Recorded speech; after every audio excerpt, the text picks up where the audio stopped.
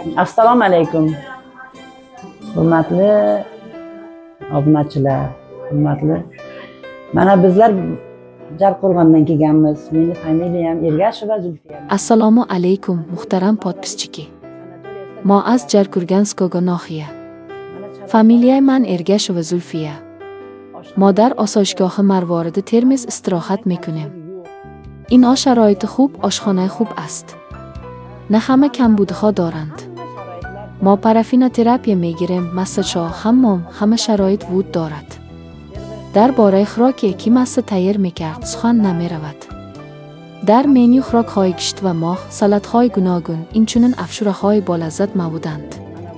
تشکر به همشهرهای شفقت، کارمندان آشخانه و تمام کارمندان این ما سری وقت از تمام رسمیت میگذریم. ما تمام شرایط زندگی و استراحت را داریم.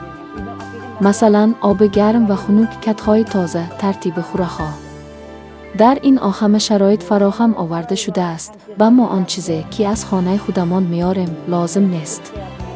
در این همه چیز پیش بین شده است. تالارهای استراحتی خود را دارند. در این کنسرت‌ها و چهاربنی‌های گوناگون برگزار میشوند. مخصوصاً برای این شفاخانه اکسکورسی‌ها تشکیل میکند.